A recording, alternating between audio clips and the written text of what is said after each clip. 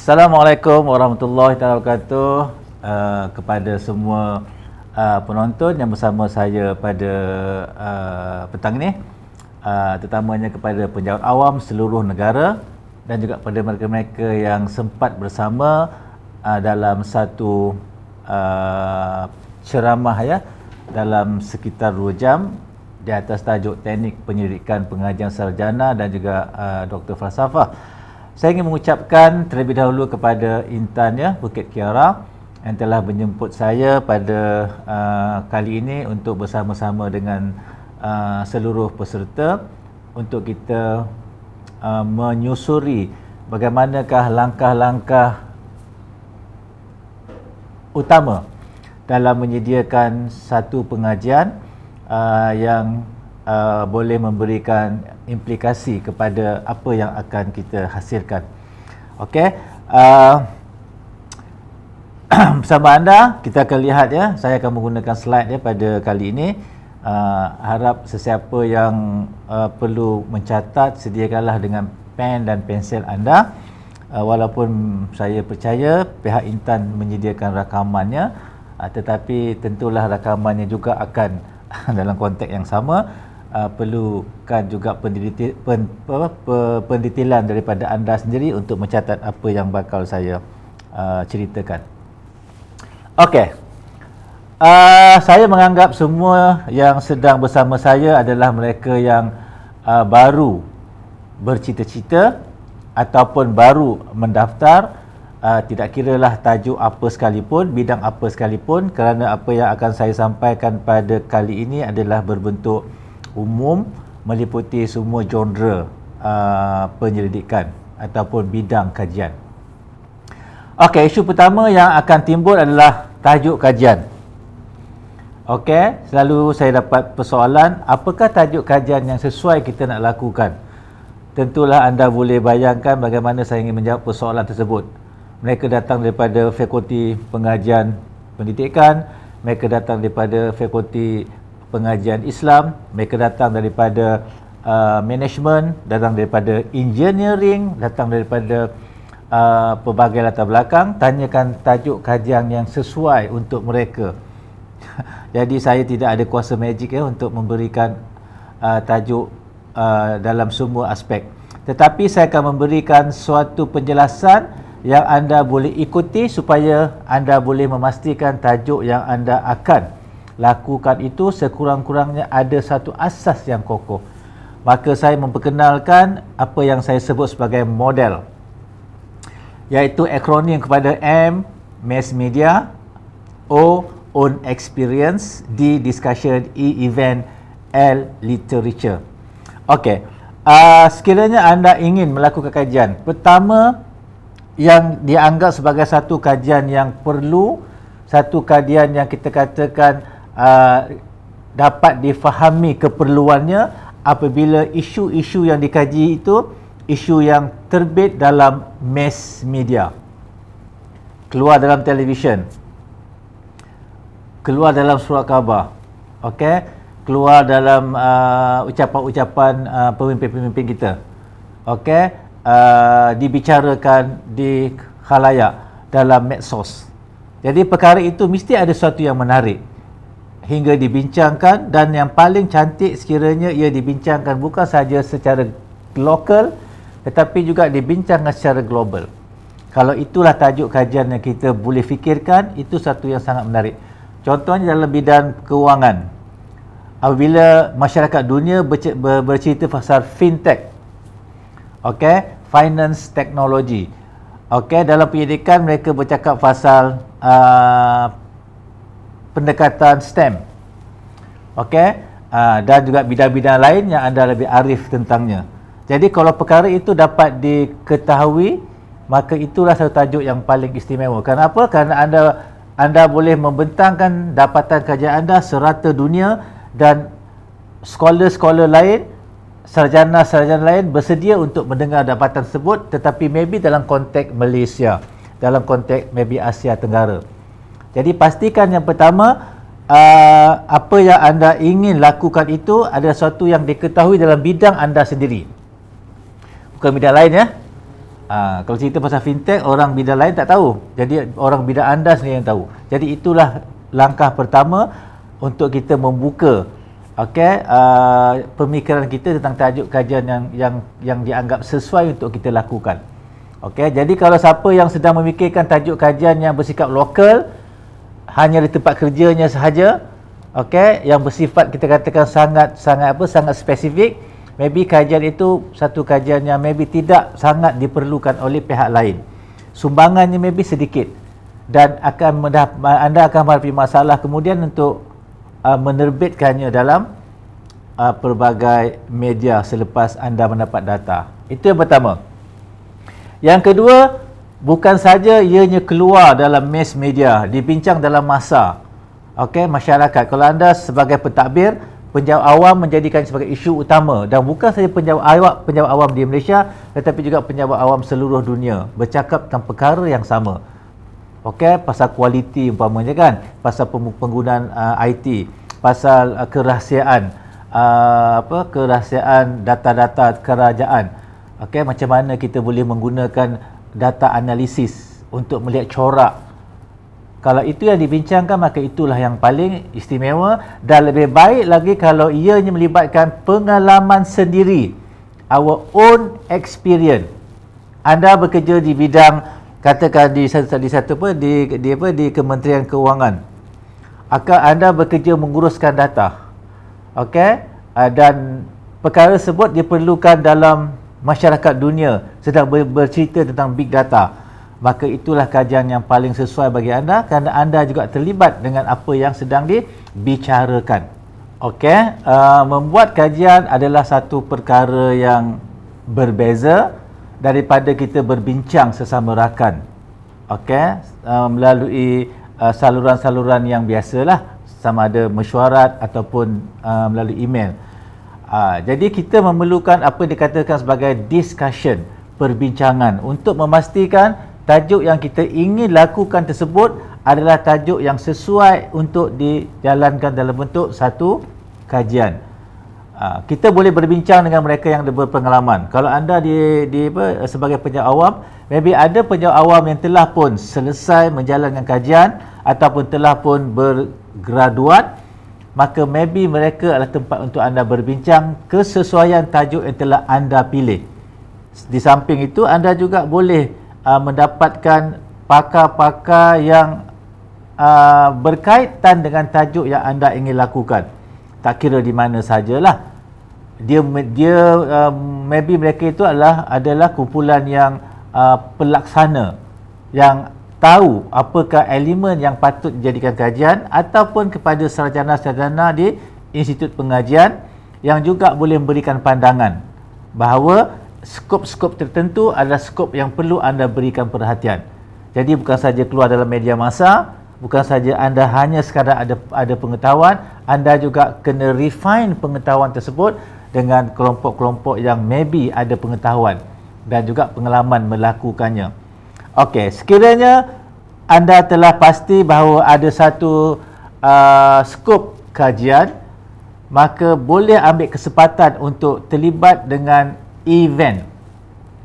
Contohnya, anda sekarang telah terlibat dengan satu event bersama saya, ataupun anda pergi kepada kolokium yang lain, pergi kepada konferen yang lain, pergi kepada seminar yang lain. Apa saja event yang berkaitan dengan tajuk kajian yang anda ingin lakukan. Kenapa? Kerana di situ berkumpulnya para sarjana. Perbincangan yang dilakukan itu mungkin dapat memberikan anda satu petanda bahawa kajian anda itu mempunyai potensi yang besar untuk dilakukan. Dan akhir sekali, sebagai seorang sarjana yang membuat kajian dalam konteks akademik, anda perlu menyediakan naskah manuskrip yang detail. Jadi anda kena pastikan bahawa penulisan anda itu mempunyai sokongan-sokongan daripada literature. Jadi dengan membaca literature, anda boleh pastikan bahawa kajian-kajian lepas yang telah dilakukan itu telah meletakkan satu sempadan, konteks semasa, dan anda perlu memberikan sedikit extension kepada apa yang telah dilakukan sebagai contribution anda yang baru. apabila anda ingin melakukan kajian di peringkat sarjana ataupun doktor falsafah. Okey, jadi saya ulang semula ya. Yang ini adalah situasi ideal, model yang ideal.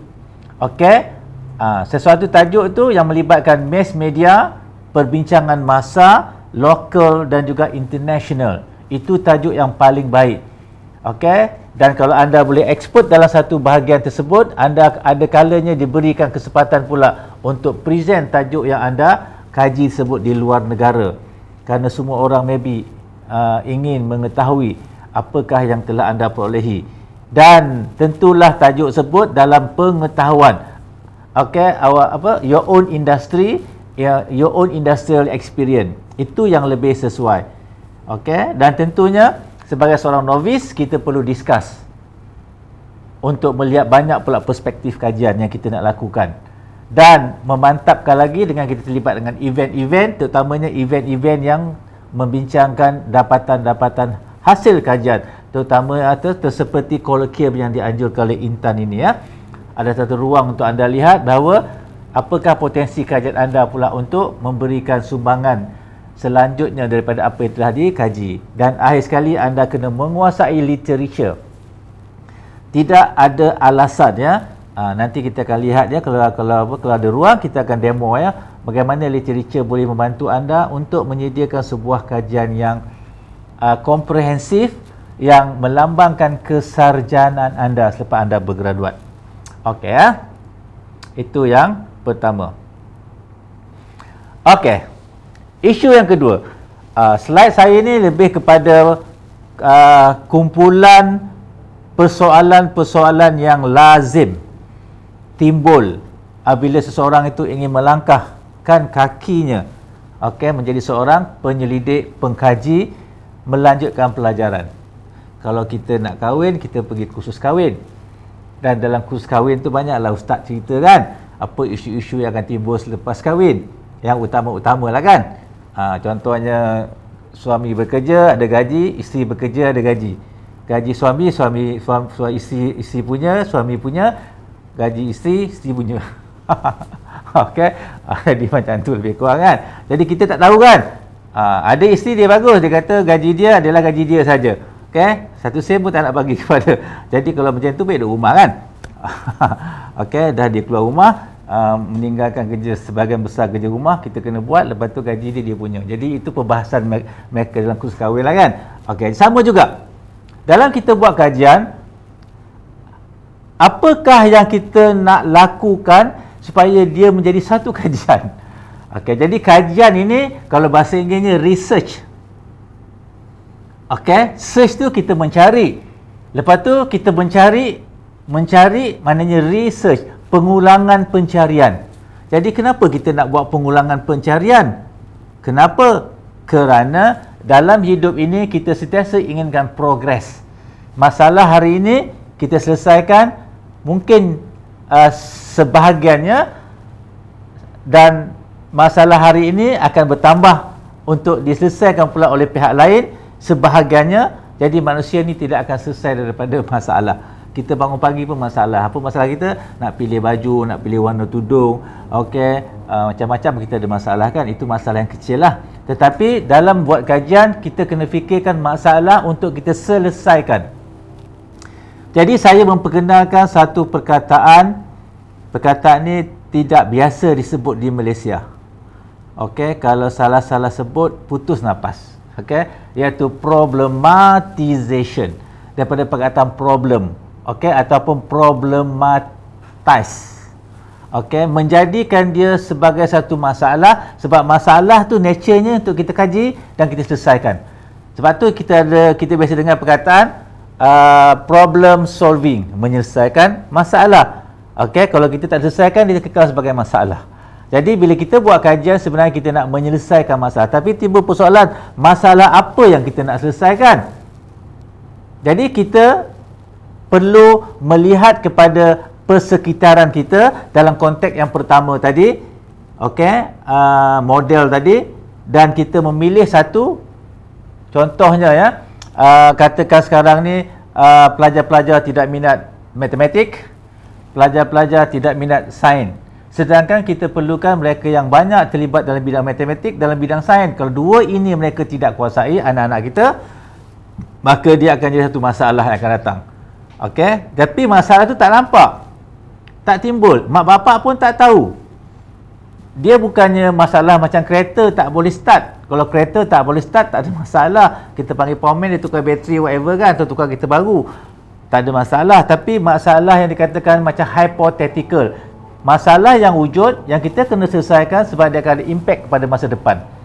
Bila anak-anak tak faham sains, tak faham matematik, tak minat kedua-dua subjek ni, maka mereka tidak akan cenderung untuk menjadi seorang engineer, tidak akan cenderung untuk menjadi seorang computer scientist, tak akan cenderung untuk menjadi seorang saintis, geologis, biologis, whatever lah. Dan akhirnya kita akan kekurangan mereka yang diperlukan dalam mengurus teknologi yang sentiasa berkembang. Jadi problematization adalah sesuatu yang kita anggap sebagai bermasalah supaya kita ada usaha mencari solutionnya.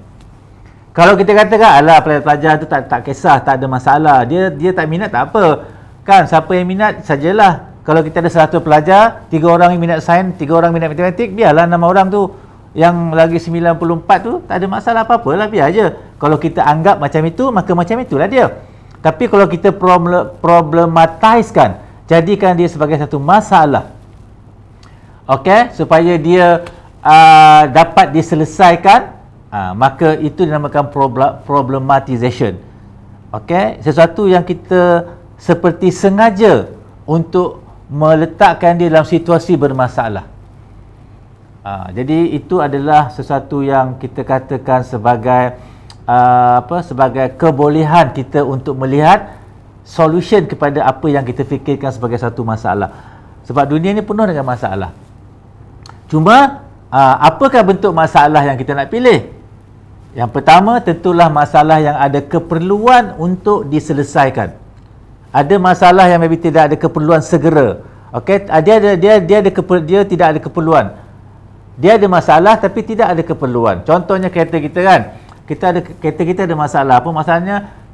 Maybe 3 bulan tak basuh, 6 bulan tak basuh. Kereta kita tak cantik, tak kotor kan, tak bersih sebab 6 bulan tak keluar rumah. Jadi tapi keperluan itu bukanlah sesuatu yang menyebabkan kita terhalang untuk kita lakukan benda perkara lain. Jadi kita mungkin anggap dia tidak bermasalah. Itu yang pertama. Kalau dalam konteks pendidikan umpamanya, kerana saya bidang pendidikan, kita akan lihat banyak. Contohnya guru tidak menguasai pendekatan PDPR. Ramai yang mempunyai kelemahan, terutamanya guru-guru yang kita katakan senior, yang dah biasa guna talk and chalk. Jadi kalau kita anggap itu sebagai satu keperluan, maka ia akan ada jalan untuk kita fikirkan untuk menyelesaikannya. Dan kalau bidang-bidang yang lain, contohnya bidang pendidikan seni, bidang pendidikan jasmani, bidang pendidikan Islam, bidang bahasa, maybe keperluannya tidak begitu mendesak kalau kita comparekan dengan bidang sains yang memerlukan penggunaan teknologi. Jadi keperluan itu bergantung kepada bagaimana kita melihat masalah tersebut. Pertama keperluan, kemudian dia kena ada urgency, kesegeraan untuk menyelesaikannya. Dalam apa-apa proses kehidupan kita pun ada perkara yang perlu kita buat, tetapi prioriti keutamanya itu maybe ke belakang. Ada yang perlu kita buat, dia keutamaan. Contohnya masuk je waktu maghrib kan, kita mungkin berada di luar kan, masuk je waktu maghrib, maybe bila masuk waktu maghrib ada keperluan untuk solat maghrib, tapi tidak ada urgency lagi. Sebab apa? Masih ada 1 jam setengah lagi. Tetapi kalau tinggal 10 minit, maka itu ada kewajipan dan ada urgency. Dah tak boleh dah buat benda lain, tak boleh buat ni. Tapi kalau baru masuk waktu maghrib, kita sedang bawa kereta, maka kita boleh ambil masa untuk mencari Petronas ke, untuk mencari petrol station, untuk berhenti. Tetapi kalau kita tengok masa lagi 5 minit, kita sedang bawa kereta, maka berhentilah kat mana-mana, tak kisahlah. Kalau kita ada wuduk, ambil wuduk dan solat, sebab ada urgency. Dan yang ketiga, Apa yang kita buat tu mesti ada contribution. Ada perkara yang penting diselesaikan dengan segera, tetapi dia bukanlah perkara yang ada contribution. Okey, terutamanya dalam konteks dalam konteks sumbangan kepada pengetahuan baru. Okey, kepada suatu faktor-faktor yang kita telah kemukakan yang baru. Yang itu adalah keperluan bagi kita untuk melakukan kajian. Berbeza dengan keperluan dalam konteks biasa. Contohnya, bos kita bagi arahan, okey, untuk kita laksanakan satu perkara, kena selesaikan dalam masa seminggu. Ada keperluan, ada urgensi, tetapi tidak ada sumbangan kepada knowledge. Okey, dia ada sumbangan kepada melancarkan perjalanan pengurusan sahaja. Yang itu tidak sesuai dijadikan sebagai satu kajian. Itu kita katakan sebagai proses kehidupan kita seharian. Okey, bila kita buat problematization ni, kita sebenarnya nak mencapai 3 perkara. Okey, jadi siapa yang ada pen tulis 3 perkara. Sebab tak ada dalam saya punya slide. Bila kita selesaikan satu masalah, sebenarnya kita untuk mencapai 3 perkara. Apa dia? Yang pertama, untuk mencapai standard. Selesaikan masalah untuk mencapai standard. Ada 3 S ya. S yang pertama, standard. Banyak kajian dilakukan kerana kita tidak berada dalam keadaan mencapai target. Okey, contohnya kita target 70% anak-anak kita ataupun 60% anak-anak kita terlibat dalam bidang sains, 40% terlibat dalam bidang bukan sains. Tetapi apa yang berlaku? Sebaliknya. Okey, jadi standard tu tak tercapai. Maka kerajaan pun menghasilkan sekolah menengah sains, MRSM, kelas-kelas sains. Okey, untuk memastikan bahawa standard itu dicapai. Sehingga hari ini tak tercapai lagi, maka kajian tidak boleh putus. Sentiasa perlu dilakukan. Kenapa kita memerlukan 60% pelajar sains, tetapi bila mereka masuk kepada peringkat menengah, okey, aliran sains, maka mereka telah menjadi hanya sekadar 40-35, tak silap saya sekarang 37%. Jadi itu yang dikatakan tidak mencapai standard. Banyaklah dalam quality control pun, dalam management ada standard-standard tertentu yang perlu dicapai, tapi masih lagi perlu dicapai. Contoh dalam bentuk peratusan. Okey, 60% mesti katakan maklumat tu sekian, 40% sekian, tetapi tak tercapai lagi. Maka kita lakukan problematization untuk pastikan standard itu tercapai. Dan sebab itulah dalam problematization ni kita perlukan citation, rujukan, support yang menyatakan isu itu wujud. Okey, kita tak boleh mengandai-andaikan sahaja. Kalau tak silap saya, 37% sahaja yang terlibat dengan aliran sains. Itu pun telah masuk aliran TVET. Okey, Technical Vocational Education. Dah terlibat TVET pun masih lagi angka itu tidak banyak bergerak. Sebab itulah kita lihat Kementerian Pendidikan kelam kabut sedikit. Kenapa? Kerana itulah yang dikatakan sebagai sebagai petanda kemajuan masa depan negara kita. Terletak kepada kementerian untuk melahirkan pekerja mahir separuh mahir dalam bidang sains dan teknologi yang akan membawa negara kita maju ke hadapan, terutamanya juga menghasilkan inovasi-inovasi baru yang akan menyelesaikan banyak masalah-masalah kita lah sekarang ya dengan adanya teknologi. Jadi standard yang pertama, perhatikan ada tidak kajian anda tu asasnya kerana apa? Kerana tidak mencapai standard, maka kajian dilakukan untuk menyumbang part and partial sebahagian daripada gerakan ke arah mencapai standard tersebut. Dalam pendidikan, anda boleh kaji contoh kurikulum. Ada tak masalah kurikulum yang dibekalkan sehingga pelajar itu tidak boleh menguasai sains? Adakah buku teks? Adakah kaedah pengajaran? Adakah teknologi yang dibekalkan? Adakah latihan guru mencukupi? Bagaimana dengan pengurusan kepimpinan dalam KPM? Sebagai contoh kan, bagaimana pula kerjasama daripada industri di luar? okey, yang terlibat dengan program-program TVET. Itu antara perkara yang kita kena ambil kira.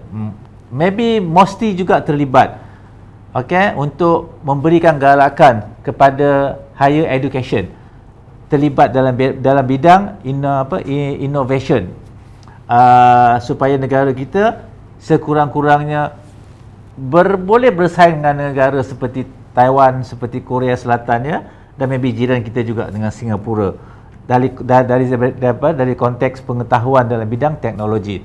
So itu S yang pertama. S yang kedua ialah superior. Ada situasi dalam bidang anda sendiri yang telah pun mencapai standard. Anda yang tahu, saya tak tahu, ya, dah capai standard. Contohnya, kalau anda di bidang pengurusan katakan komoditi, getah, kelapa sawit, di mana kita telah berada di tempat yang tertinggi. Kita berada di ranking yang tertinggi di dunia dalam penghasilan kelapa sawit dengan penghasilan getah. Jadi dah sampai kepada standard. Tapi kajian masih perlu dilakukan untuk menjadi S yang kedua, superior. Bukan saja kita mencapai standard, tetapi superior dalam konteks teknologi getah, superior pada produk getah, superior di persegi latihan, aspek-aspek yang berkaitan dengan kelapa sawit. Jadi itu juga perlu dilakukan. Sebab itulah negara-negara maju tak berhenti. Amerika telah pun dianggap sebagai superior. Jepun telah pun dianggap superior dalam teknologi. Mereka tidak pernah berhenti. Okey, mereka telah mencapai standard yang kita katakan yang tinggi, dan akhirnya mereka bergerak lebih jauh daripada itu untuk menjadi superior, sehingga kita tidak tercapai untuk mengikuti mereka. Jadi ada bidang-bidang yang telah pun mencapai standard.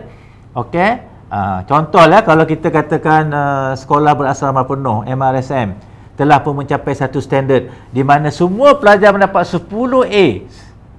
Tak ada yang dapat bawah 10A. Tapi tentulah ia perlu berfikir macam mana menjadikan pencapaian itu lebih superior, bukan saja dari peringkat lokal tapi juga international. Maka kita problematizekan itu isu tadi. Okey, kita boleh bermegah, boleh bersenang lenang sebab MRSM telah mencapai target 10A semua pelajar, ataupun 90% dapat 10A, dan kita buat tak tahu saja. Tapi kita boleh problematizekan perkara tersebut untuk menjadikan lebih superior.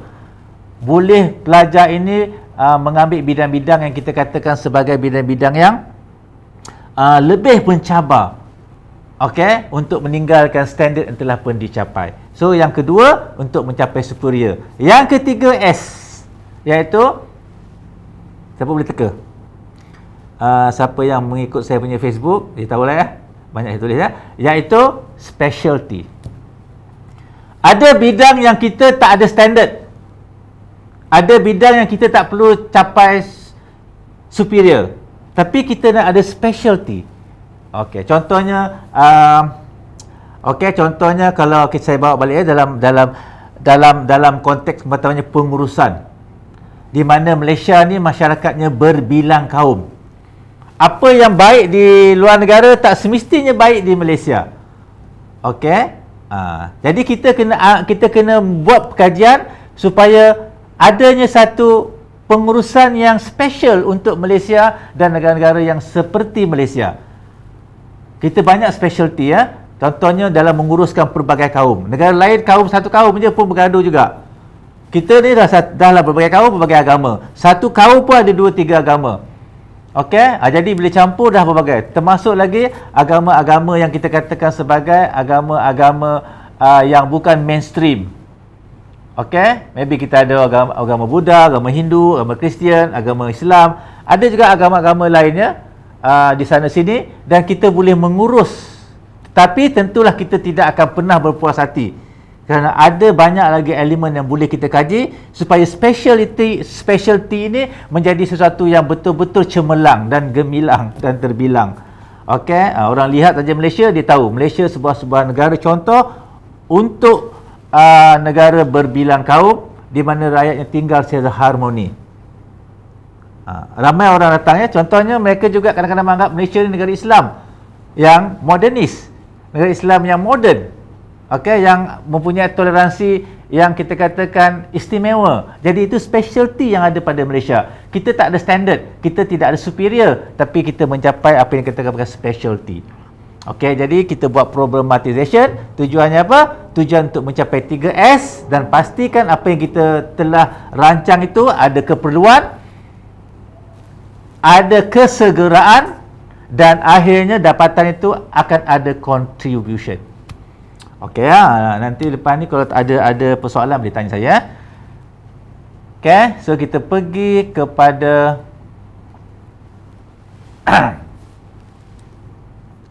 slide yang seterusnya. Okey. Apabila kita nak buat kajian, orang akan tanya soalan pendek saja.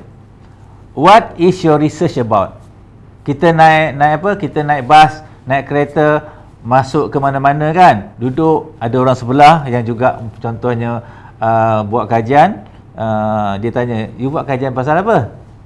So apa yang kita nak cakap?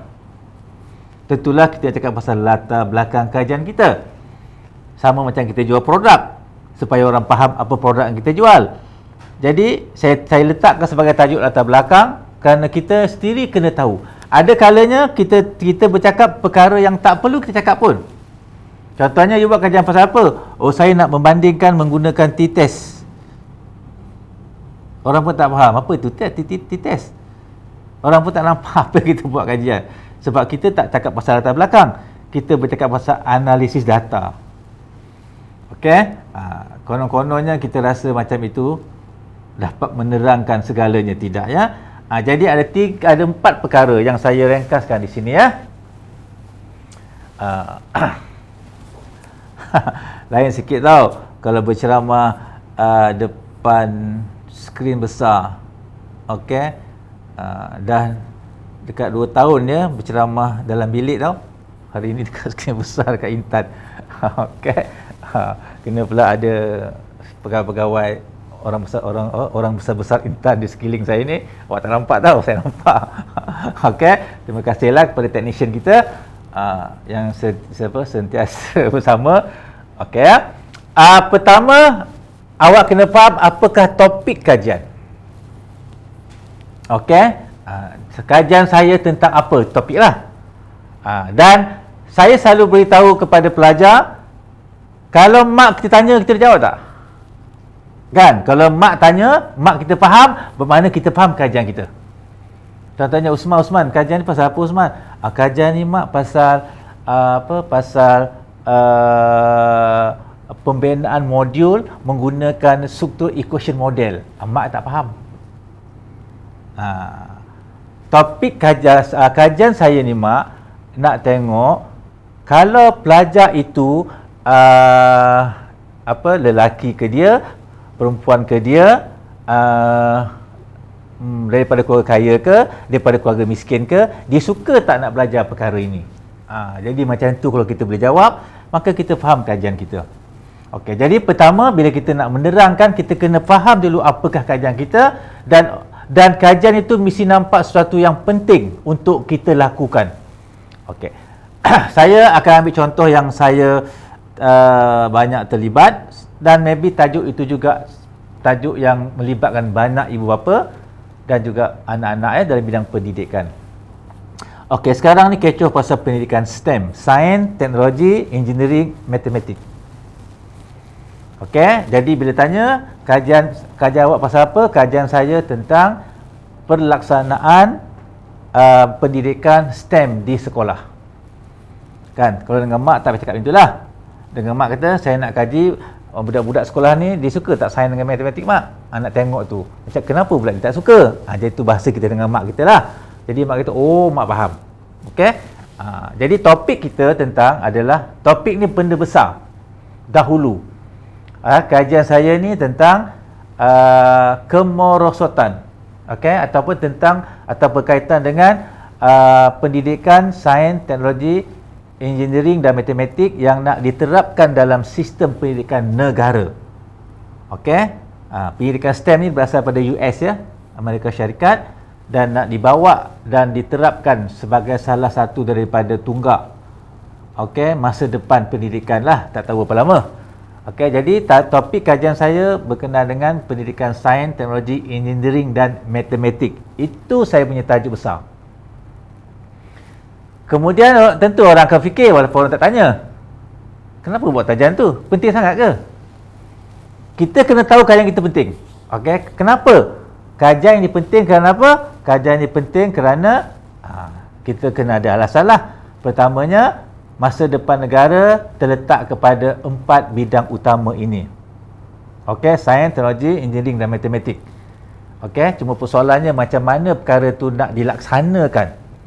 Kalau salah terlaksana, kita akan membazir tenaga, membazir masa, membazir bajet dan akhirnya kita tidak akan jauh lebih baik daripada sebelumnya.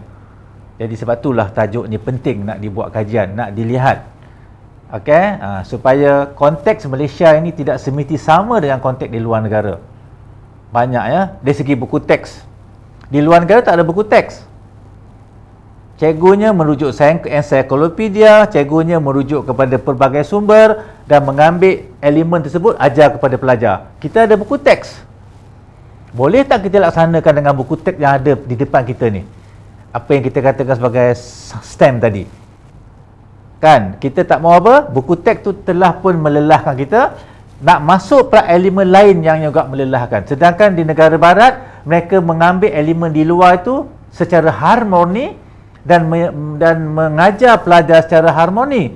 Kita telah ada satu buku yang kita atur secara harmoni. Lepas tu kita nak ambil pula elemen luar, nak masukkan lagi, kita bimbang.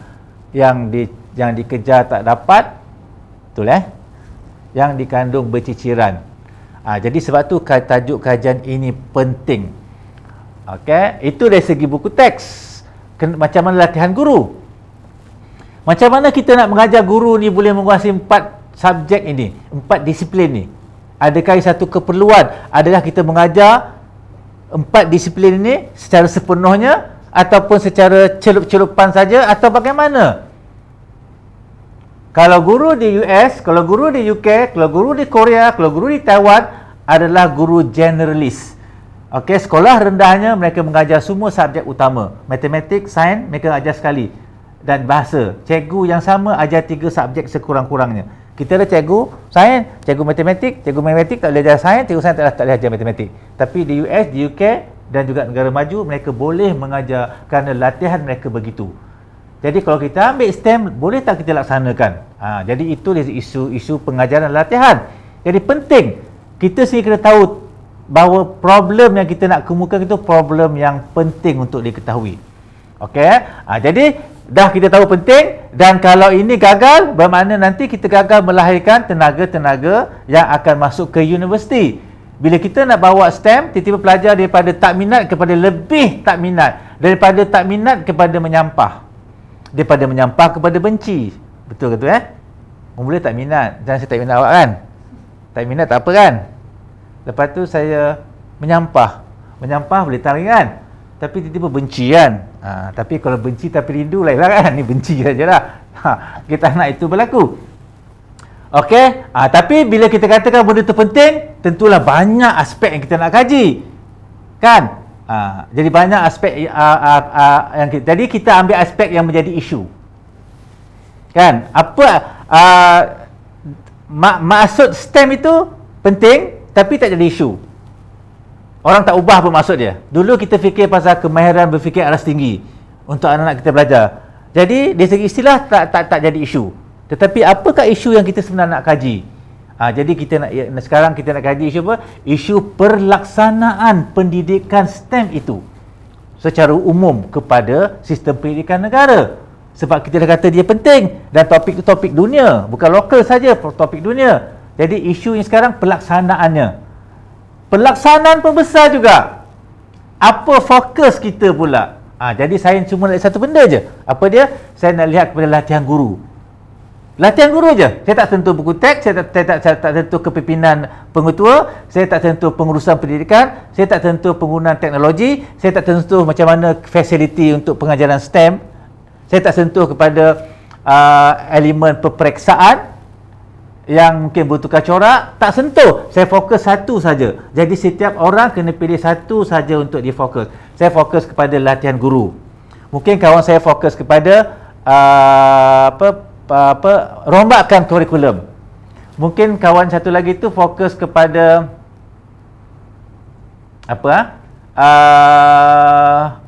PNP, pembelajaran dan pengajaran, atau pengajaran dan pembelajaran. Yang kawan satu lagi ni fokus kepada instructional technology. Ada bahagian masing-masing. Jadi kita kena tahu. Jangan cakap STEM je, kajian pasal STEM. Kenapa STEM tu penting? Kenapa penting? Pentinglah semua orang cakap pasal STEM. Apa isu kaji? Apa-apalah, semualah. Dia tak boleh. Kita kena fokus supaya kita tahu latar belakang kajian kita. Jadi pertama, kita tahu tajuk topik STEM ni seperti yang kita buat model tadi. Ada tajuk yang memang diperbualkan di mana-mana. Bukan sahaja oleh sarjana pendidikan, tetapi juga orang ekonomi pun bercakap. Okey, orang ekonomi pun bercakap pasal perkara ini. Orang teknologi pun bercakap. Dan organisasi yang terlibat banyak. Bukan saja KPM terlibat, NIOS terlibat, MBOT terlibat, MyROS terlibat. Apa lagi?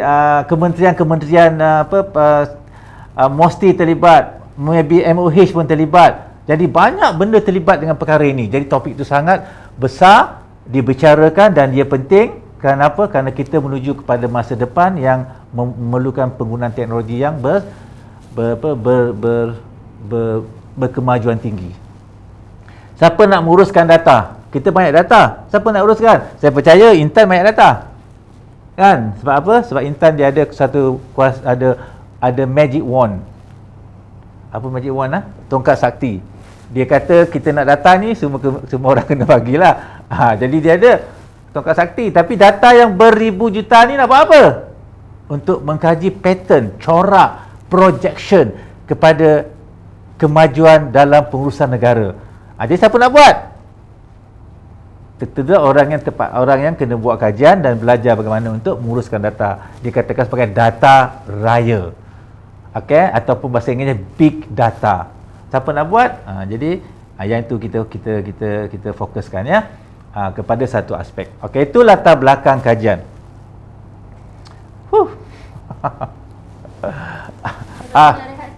Tak apa. Okey. Pihak penganjur suruh saya rehat, tapi biasa ya 3 jam tu saya tok biasalah ya. Apa air di sebelah saya. Kadang-kadang saya tak boleh nak cerita ni semua kan. Kita kena sikit kan. Cuma bila saya dengar ceramah daripada KPM lah, terutamanya tentang isu-isu tertentu, selalunya mereka pakai coat, pakai tie, lepas tu bercakap macam baca berita kan. Saya lemah lah. Letih kan. Jadi KPM pun maybe boleh lihat kepada situasi situasi yang santai lah. Tak boleh terlalu formal ya. Okey, sekarang ni penyataan masalah juga elemen yang penting. Macam mana nak nampakkan dia sebagai satu masalah? Okey. Jadi pernyataan masalah ini adalah istilah pernyataan ya. Bukan kupasan, bukan huraian, pernyataan ataupun the fact of life. Tapi kupasan ni cerita kemudian. Contohnya kita katakan kalau di Amerika, mereka mengatakan fakta di sana bahawa lelaki lebih banyak dalam bidang teknologi dan sains compare dengan perempuan. Kita tak, alhamdulillah. Pernah satu ketika dulu fakulti engineering di kebanyakan IPT dipenuhi oleh lelaki. Tetapi sekarang bingung sama aja. Kan? Tapi kalau di bidang organisasi, kementerian-kementerian kat Malaysia ni maybe majoritinya perempuan lah. Ataupun bidang perguruan majoritinya perempuan. Jadi kita nak kata tu je. Di Kementerian Pendidikan ataupun di sekolah, peratus yang mengajar ataupun guru adalah daripada perempuan. Titik. Itu saja. Tak nak cerita kenapa banyak, tak ada. Itu pernyataan, menyatakan saja. Jadi kalau anda membuat pernyataan masalah sampai berbelah-belah muka surat, kita pun tak tahu sebenarnya awak cerita pasal apa. Kalau tanya saya, saya ni tak ekstrim ya. Ada pendapat yang lebih ekstrim mengatakan pernyataan masalah hanya satu paragraf saja. Ada lebih ekstrim mengatakan pernyataan masalah satu ayat saja. Menyatakan benda tu je, apa masalah dia? Kan? Ada satu profesor pernah cerita dengan saya satu ayat saja untuk menyatakan masalah. Kalau contoh kita jumpa mak kita kan. Mak ada masalah lah. Apa dia? Nak pinjam RM20. Titik. Tak kata kenapa nak pinjam, bila nak bayar, tak ada. Mak pun tanya. Kita nak menyatakan saja. Jadi cukup satu ayat. Okey? Tapi saya tak rasa macam tu. Okey? Tetapi kalau siapa yang tulis pernyataan masalah menjela-jela sampai 6 pages, 6 muka surat, itu sebenarnya bukan pernyataan masalah. Jadi kalau tanya saya berapa? Tanya saya pernyataan masalah adalah 4 paragraf, 1,5 muka surat. Okey, kenapa pula 4 paragraf? Sebab ada 4 perkara tu: ideal, cerita semasa, implikasi, proposal. Sebab lagi banyak kita cerita, lagi kita kabur. Mak nak pinjam RM40 lah sebab ada masalah dengan kawan lah. Kawan tu, jadi sebenarnya nak pinjam duit kan masalah kawan kan, ataupun masalah apa tak tahu. Sebab banyak mula dengan nak pinjam RM40. Kenapa RM40? Nak bayar kawan lah. Kenapa pula? Saya ada hutang dia. Kenapa hutang? Itu saya beli itu. Kenapa kau beli tak? Dah panjang pula. Lepas tu sebab sebenarnya saya beli itu bukan siapa, untuk adik saya. Untuk adik mah. Dah ada adik pula. Sebenarnya masalah ke siapa? Masalah jadi tak tahu.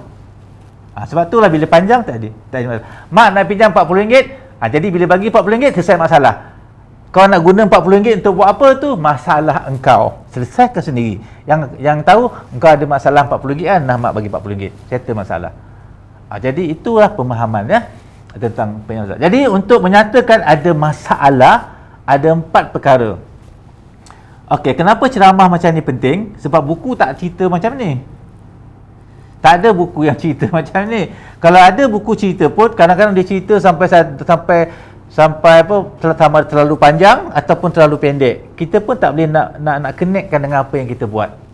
Jadi ini banyak kepada kita katakan sebagai pengalaman saya berinteraksi dengan anda semua depan saya ni sebahagiannya, dan juga mereka-mereka yang mungkin tak kenal saya kan, tapi akan berhadapi dengan situasi yang sama.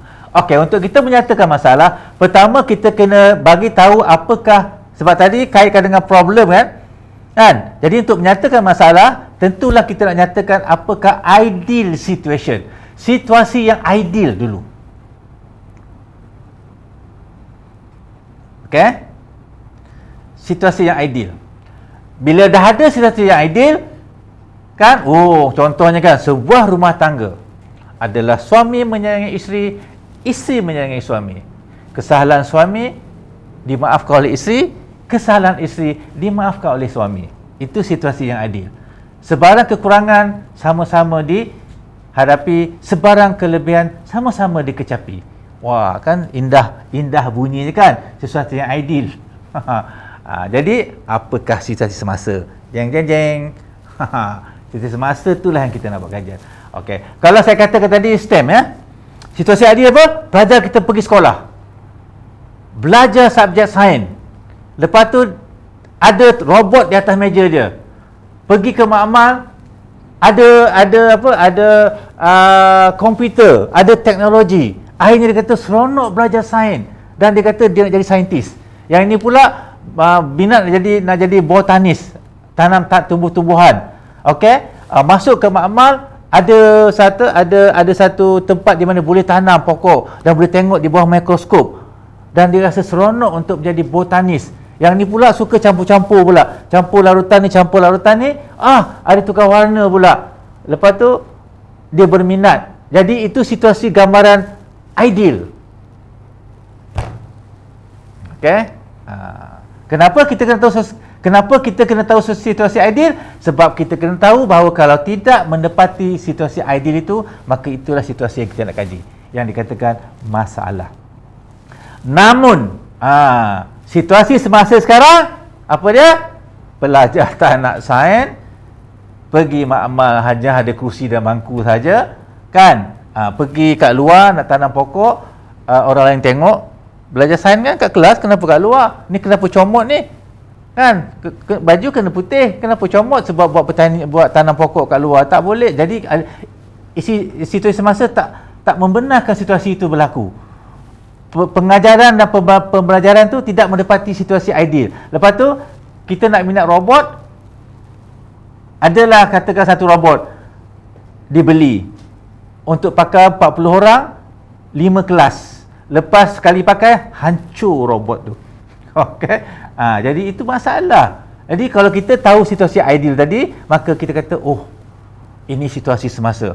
Okey, situasi ideal dia guru bercerita pasal teknologi, pasal engineering macam-macam. Tapi situasi semasa guru tak boleh buat sebab nak kena kejar silibus, nak kena habiskan buku teks, tajuk-tajuk yang banyak, kan? Tak boleh. Lepas tu cikgu baru nak cakap sikit, lebih sikit, nak buat contoh yang banyak kat luar, dah bunyi loceng setengah jam, cikgu baru masuk. Budak baru nak bernafas lega, cikgu pun dah kata, okey, buka buku teks. Dah buka buku teks lah pula. Homework semalam dah siap ke belum? Cerita pasal homework pula. Jadi itu situasi semasa. Jadi kita nak kaji apa? Katalah saya nak kaji tadi, saya kata nak kaji apa? Kasi latihan guru. Jadi guru terikat dengan sistem yang mereka diikat selama ini. Jadi mereka mengikut sistem yang mereka telah dilatih. Maka itu situasi yang baik. Tetapi bila ada keperluan semasa, kena ubah pendekatan PNP guru tersebut. Jadi kita nak kaji bagaimanakah pendekatan yang boleh disesuaikan supaya sekurang-kurangnya kita tidak jauh daripada situasi ideal. Orang tak nampak putih itu indah. Okey? Kecuali ada warna hitam. Kan? Bukan warna hitam tu. Mencemar warna putih. Sebaliknya macam itulah. Kita tak nampak benda tu kalau kita tak nampak situasi yang ideal. Orang yang lahir dalam situasi yang haru biru, dia anggap haru biru tu ideal bagi dia. Okey?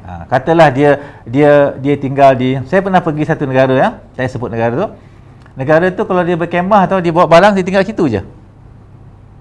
Kan? Saya pernah pergi tempat tu, saya tanyalah pada pakcik yang kemas-kemas tu. Dia faham pasal saya lah. Dia kata memang dia orang ni daripada kampung, bawa benda tu situ lah tinggalkan. Sebab mereka tak pernah tengok negara luar yang bersih. Yalah, mereka tak ada kesempatan nak pergi, kan, tak nampak. Jadi sebahagian besar tempat tu indah sebab ada fenomena yang menarik, banyak gunung berapi.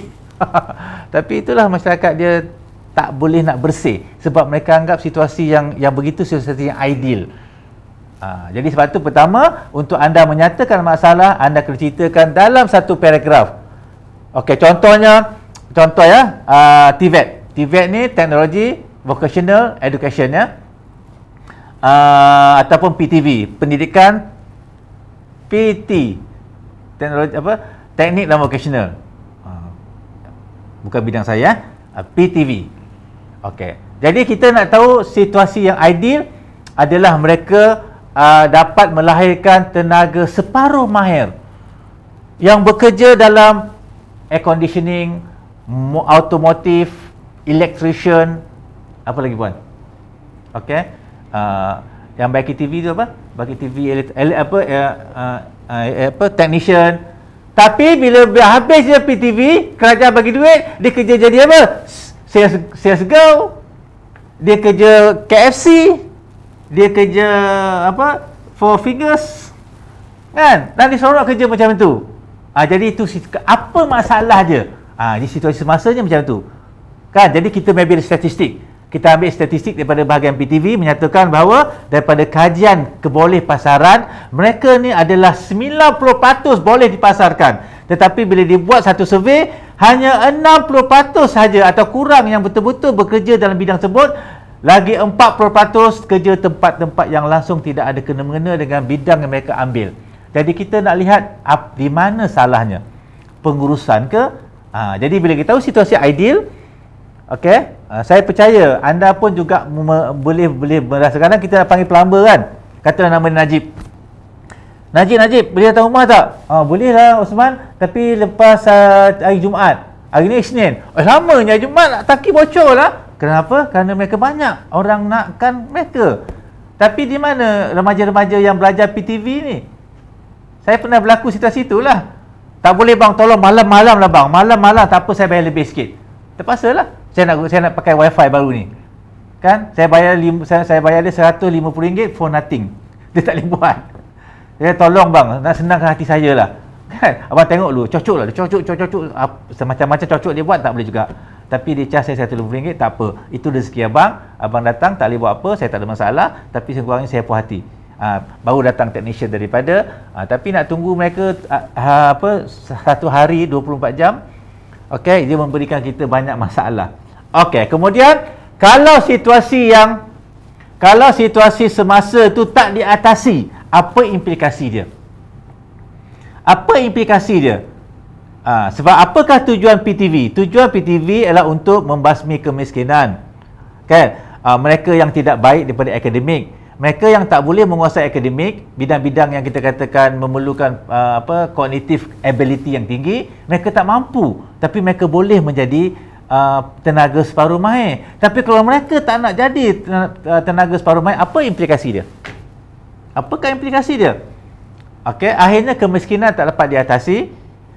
Motif kita kerajaan, cukai yang diberi oleh rakyat kepada kerajaan untuk membayari mereka ni tidak mendapat, dan akhirnya kita import abang daripada Bangladesh. Potong rumput pun abang Bangladesh. Kan? Kerja-kerja yang lain tu, kerja-kerja electrician pun banyak juga mereka lakukan. Yes? Itu implikasi dia. Akhirnya kita akan berputar dalam pusingan yang sama juga. Tak selesai juga masalah kita. Jadi ada kajian. Jadi kita nak sebut implikasi dia. Bila sebut implikasi dia, baru orang nampak bahawa kita punya masalah tu adalah satu yang berat. Dalam situasi ideal tak tercapai, dan inilah situasi semasa, dan situasi semasa ni membawa implikasi. Dan yang terakhir apa dia? Tentulah kita propose sesuatu. Maka dengan ini saya mencadangkan satu kajian yang yang membuat perbandingan di antara Jerman. Okey, terutama dapat HLP tau. Ramai dapat HLP pergi Jerman. Okey, yang buat Jerman ya. Salah satu kawan saya, Muhammad Fauzi Said, orang kenal ya, tu orang Intan ya. Dulu okey, antara orang kuat Intan ya, kerja kat kementerian sana kementerian sini. Sekarang dia buat kat UK ya. Dia buat kat Cambridge. Okey, sebelum ni dia buat dekat Jerman. So, saya mencadangkan satu kajian membuat perbandingan dari segi aspek latihan di peringkat menengah antara Jerman dan juga Malaysia. Jadi bila kajian itu kita buat antara Jerman dengan Malaysia, kita harapkan dia boleh memberikan suatu contribution kepada aspek yang apa yang kita boleh buat. Memang kita dah buat pun, kita ada MFI, kita ada GMI kan, kita ada semua, tetapi tentulah ianya perlu dilakukan dari masa ke semasa untuk melihat pula. Sebab Jerman ke Switzerland ke, negara yang terkenal ya, contohnya Sweden, negara yang paling inovatif, mereka juga bergerak, mereka tak statik. Jadi kita nak kejar juga mereka kan. Maybe yang kajian kita 3 tahun lepas atau 4 tahun lepas yang dilakukan oleh oleh mereka yang buat sarjana atau doktor falsafah, maybe telah pun berada kepada situasi yang dah ke belakang. Maka kita nak buat kajian-kajian yang lebih baru. Okey, sebab itulah penyataan masalah kita berbentuk yang sedemikian ya. Adi situation dulu, situasi semasa apa dia, apa implikasi dia, proposal. Bermakna 4 paragraf. 4 perenggan dah cukup. 4 perenggan, 1,5 muka surat. Okey ya. Okey, kita pergi kepada sumber. Nak buat research kan? Okey, itu dia punya hierarki dia lah. Artikel adalah sumber primer, sumber utama. Dalam artikel ni selalu disebut sebagai empirical article, research article, original article. Di mana dalam tu ada data. Data empirical. Empirical ni bukan data kuantitatif. Data empirical ni adalah data yang dibuat secara sistematik. Sama ada kuantitatif atau kualitatif. Jadi artikel ini yang kita perlu baca. Okey? Dan saya sangat suka mencadangkan kepada mereka yang buat social science, humanity, kajian yang preferable adalah kajian kualitatif. Kenapa? Kerana kita nak mencari makna kepada fenomena yang berlaku di sekitar kita. Okey, kalau nak buat survey tak ada masalah, tapi buat juga kualitatif, mixed method. Kenapa? Kerana kita nakkan data itu memberikan interpretasi kepada fenomena yang kita kaji. Kita tak nak dapat faktor-faktor, dapat hubungan-hubungan, tetapi kita tidak ada makna yang boleh menjelaskan kenapa wujudnya hubungan sedemikian. Okey, saya sekadar mencadangkannya dalam bidang social science, sekurang-kurangnya jangan buat purely kuantitatif.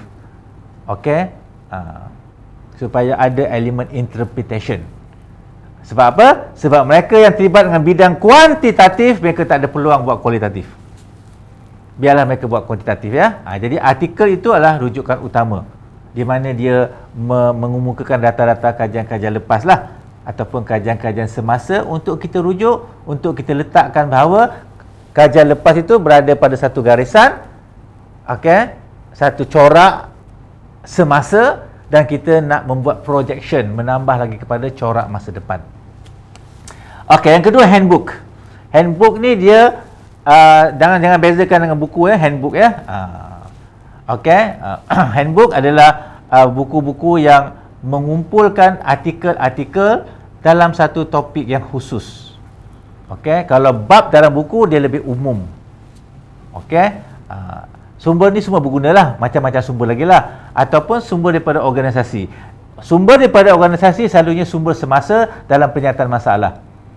Contohnya, Intan mengeluarkan statement mengatakan bahawa statistik menunjukkan sekian-sekian lah. Jadi dari statistik tu maybe dia ada maklumat tentang masalah atau isu yang dikaji. Contohnya lah, Intan mengeluarkan statement menyatakan hanya 30% saja agensi kerajaan mengoptimumkan 80% pengguna ICT sebagai contoh, sedangkan 70% lagi tidak menggunakan. Kita pun tak tahu kenapa, kan? Tapi itu feedback yang Intan dapat. Jadi kita ambil statistik itu sebagai rujukan untuk kita memulakan kajian kita. Okey, jadi organisasi lah. Dalam buku dia lambat, tapi organisasi terkini. Apa sajalah. Okey, contohnya katalah Kementerian Komunikasi, okey, mengeluarkan statement menyatakan bahawa bahawa hanya 40% saja, okey, mereka yang boleh akses kepada internet, murid-murid ni, okey, ataupun sekolah yang terlibat dengan online learning secara aktif. Tempat mereka ada internet, tetapi kenapa mereka tak terlibat secara aktif? Sebagai contohlah. Jadi peratusan tu boleh kita jadikan sebagai sumber kepada kajian kita, tetapi kena disokong oleh data-data dalam kita punya artikel ataupun handbook atau bab dalam buku. Dan juga sumber-sumber dalam talian yang pelbagai lah, sebab ada kalanya penulisan itu mencetuskan pemahaman dalam talian, terutama benda baru. Okey, cuma nak merujuk dalam talian adalah sebagai rujukan yang terhad, perlu disokong oleh rujukan primer. Tetapi untuk mencetuskan isu, kita boleh ambil isu daripada talian, okey, yang kita maybe tak tahu. Dan malah sekarang pun kita dah ada kajian namanya sentiment analysis. Kita pun dah ada kajian namanya sentiment analysis, kajian tentang sentimen sesuatu isu dalam medsos, media sosial, yang dulu tak wujud kajian begitu. Okey,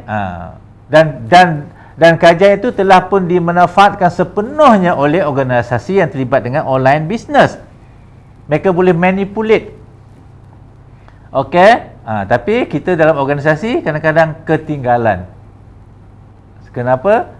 Kerana kita maybe tidak melihat itu sebagai satu kepentingan untuk dapatkan perhatian. Tetapi dalam bisnes, yes. Katalah awak nak beli satu kerusi lah. Awak nak beli kerusi apa? Kerusi game. Kan, kerusi ada game kan? Kerusi game tu pelik sikit bentuk dia kan? Awak nak beli. Awak cari kerusi game tu, tapi awak tak idea beli. Selama berbulan-bulan lah akan keluarlah kerusi game tu. Setiap kali awak buka internet, keluar kerusi game. Keluar kerusi game. Keluar kerusi game. Dia suruh kita beli. Selagi kita tak beli, selagi tu dia keluar. Sebab kita dah pernah cari tapi tak beli. Mana dia tahu? Itu semua big data punya urusan. Okey, tapi kalau kita boleh buat organisasi kan, katalah kita bagi kerja tak siap, kita buka komputer je bila nak siap kerja, buka komputer je bila nak siap kerja, buka komputernya lagi 3 hari Osman tak siap lagi. Jadi kita pun alamak asyik remind kan. Tapi tak macam tu pula. Okey, jadi itu maksud saya lah. Jadi sumber-sumber itu perlu dimanfaatkan. Okey ya. Okey, next. Okey, sekarang ni kita nak mengurus artikel. Yang ini adalah suatu yang saya katakan sebagai driving license. Tak ada driving license, don't talk about having a car. Tak ada Mendeley, jangan cerita pasal buat research. Apa itu Mendeley ya? Jadi saya mohon ruang kepada mereka-mereka yang dah tahu apa itu Mendeley supaya untuk mereka-mereka yang belum tahu. Okey, ramai yang dah tahu lah, kan? Ramai yang tak tahu terutama yang belum buat kajian. Okey, Mendeley adalah pengurusan artikel. Untuk kita search lah. Jadi saya akan gunakan masa ini untuk mendemonstrasi penggunaan. Okey, sebelum tu saya nak tambah kat sini, takut ada yang terlupa tadi kan. Apa dia? Problematization. Kita perlukan apa tadi? Kita perlu capai 3S ya, iaitu standard. Okey, kita perlu capai sama ada standard ataupun superior IOR, dan juga untuk mencapai specialty ya.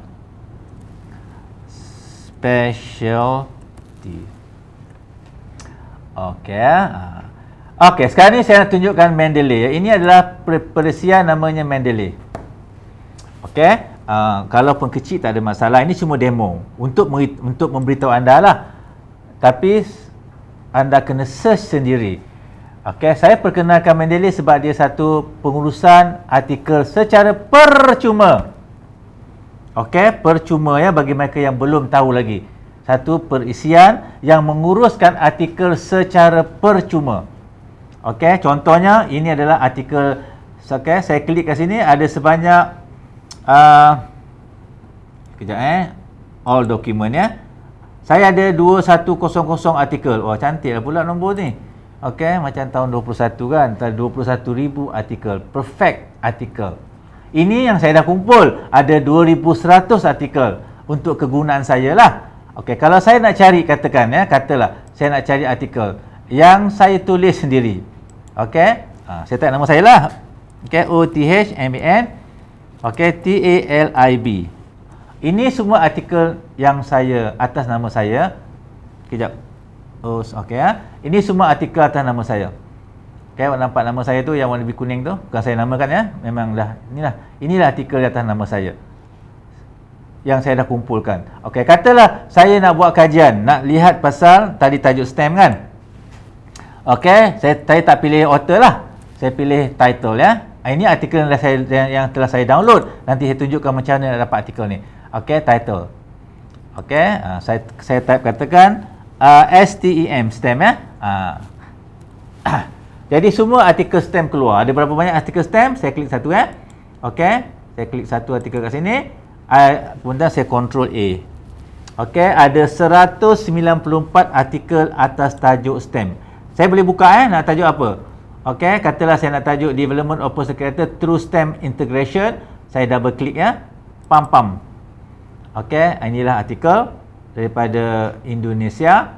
Okey, kalau saya nak ambil artikel saya pula, tajuk STEM. Okey, saya letak nama saya and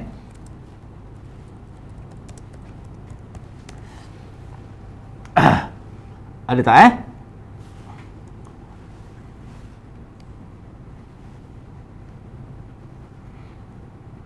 Okey ini artikel saya yang ada nama saya dan ada tajuk STEM. Okey. Yang tadi artikel atas nama saya, sebarang artikel. Yang ini artikel saya ada nama saya, okey, dan juga ada perkataan STEM. Okey. Jadi macam itulah mudahnya kita nak menguruskan ni ya. Lepas ni Intan kena panggil saya untuk buat tajuk pasal tulis artikel pula kan. Ni contohlah ya. Ini student-student saya, dia buat kat Mara College Junior. Okey, contohnya macam itulah, apa saja kita boleh cari. Okey, yang tak boleh cari mak ayah kita saja kat sini. Selain daripada tu kita boleh cari ya. Jadi banyak artikel. Okey, ataupun kita tak ada idea. Aku nak cari kajian, aku nak buat contohnya method aku namanya quasi. Kan? Jadi aku tak perlu tajuk apa. Tajuk apa pun tak kisah, siapa penulis pun tak kisah, yang kisah method dia. Itu saya gunakan quasi eksperimen. QUASI. Quasi eksperimen. Jadi ada berapa tu artikel yang ada perkataan quasi, Ctrl A. Ada sebanyak 161 artikel tentang quasi. Saya double klik kat sini, quasi eksperimen. Kan? Tajuk tak kisahlah, sebab kita bukan kisah tajuk, kita kisah teknik dia. Kan? Teknik dia. Macam kita kata teknik menjahit jeluju. Ada tak kisahlah keluar tajuk songket ke, keluar tajuk baju kurung ke, keluar tajuk kain plekat ke. Yang penting cara menjahit jeluju. Macam tu maksud dia. Jadi kalau anda tak kuasai ini, maka anda akan kekurangan banyak benda. Tak ada lisennya. Jadi senang saja nak download artikel dia. Sekarang ni ini adalah untuk pengurusan dia. Dan kita boleh jadikan pula. Contohnya saya nak asingkan artikel tentang nak asingkan artikel tentang let's say childhood ya. CHILD child HOOD. Artikel childhood je. Nanti saya buka childhood je. Jadi saya pergi mana? Pergi ke all document, saya type childhood saja. Okey, saya tak payah type lain. Dan kemudian dia dua benda. Tajuk childhood saja ataupun dalam artikel tu ada perkataan childhood. Mana nak? Saya tak naklah, saya nak tajuk saja childhood. Okey. Jadi saya ambil title. Okey, tahu apa ada Okey, saya ambil title, maka saya ambil childhood. CHILD. Okey, tak habis haja pun tak apalah. HOOD. So childhood. Jadi ini semua artikel childhood, saya pun ambil sini, saya pun control A, saya pun drag and drop. 40 artikel tentang childhood. Okey, jadi kalau ada 43 artikel childhood, kita buat kajian pasal childhood, takkanlah tak tahu. Kan? Takkanlah dalam baca 40 artikel tak tahu childhood tu apa dia. Kan? Itu maknanya bengong tak tahu dalam 40. Okey? Sebab nombor 40 ni bahaya. Okey, dah baca 40 artikel, kalau 44 tak faham juga, ambil berhenti. Okey? So letak kat sini childhood, kita lepaskan. Sekarang ni kita pergi kepada, kita clear balik. Ni all document, pergi kepada childhood, ni 40 tadi je. Sini je 40, tak payah buka tempat lain dah. Itu contoh kan. Jadi sekarang isunya apa? Macam mana kita nak dapatkan artikel ini. Awak kenakan, awak perlukan apa? Awak perlukan Perlukan internet untuk saya perlukan internet. Okey, kejap saya cari kejap. Guna gas saya guna gas. Okey.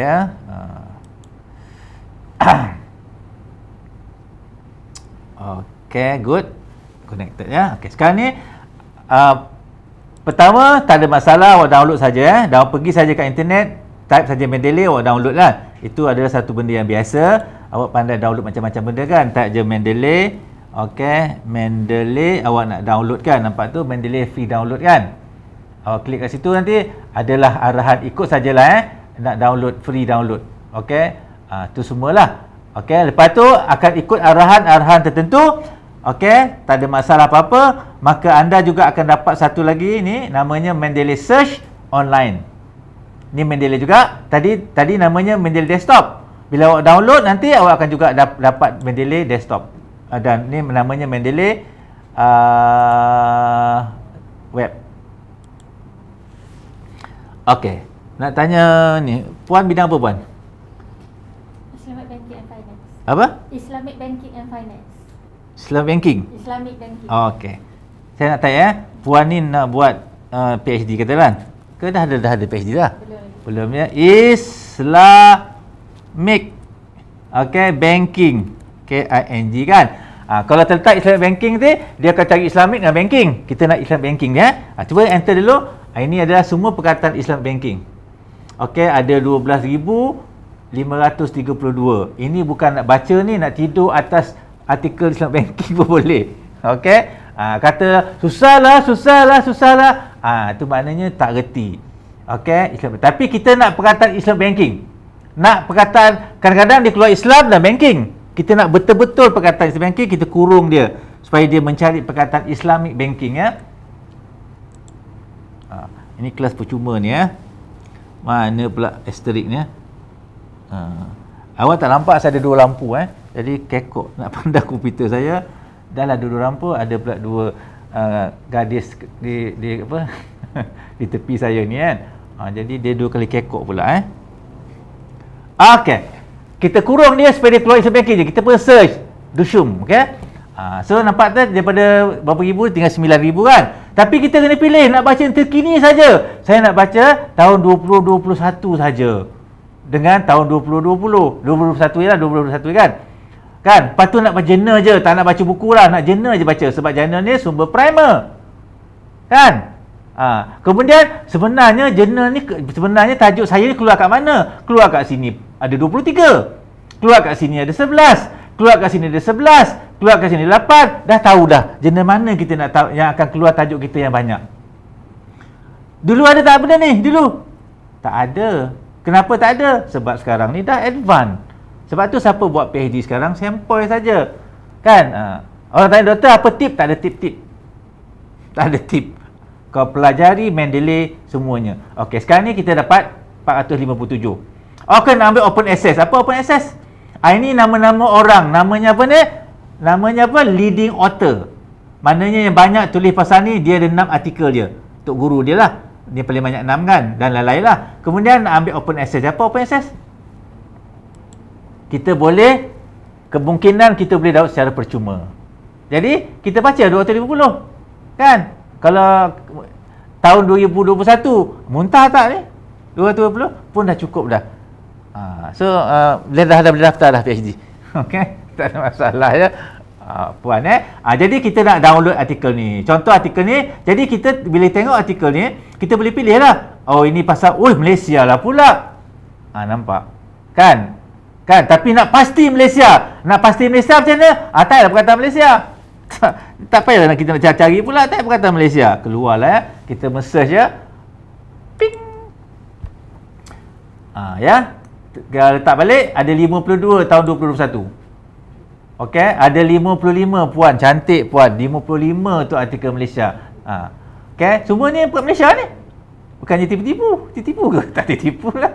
Ni Malaysia ni ada 55. Cukup tak untuk baca 55? Cukup. Itu pun pensan kita kan. Kita ambil yang open access kan. Kita ada pilihan lah sebab kita tak naklah baca benda banyak dulu. Kita nak baca benda yang terkini yang boleh kita baca. Jadi ada 22 artikel. Tengok 55, 22. Woi, cantik betul nombor hari ni kan. Okey. 21, 22 artikel kena baca. Okey. The influences of competency toward the performance of Islamic banking industry in Malaysia. Ini tajuknya agak apa? Agak terbuka kan. Tak apalah kita klik kat sini. Okey, nampak tak tepi ni? Dia boleh baca abstract dia. Kenapa? Kalau kita baca, tak kena meneng aku lah. Tak payah baca. Baca yang kedua pula. Policy maker. Ini yang paling sesuai dengan aku. Aku nak ambil. Kita download ya. Okey, jadi sekarang ni saya nak klik kat sini. Kita nak download. Okey, biasalah dia yang pertama kali tu suruh sign in macam-macam kan. Okey, tak boleh Tak apa.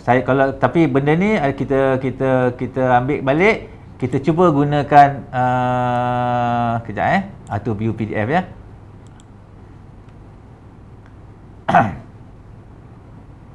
Okey, dah dapat.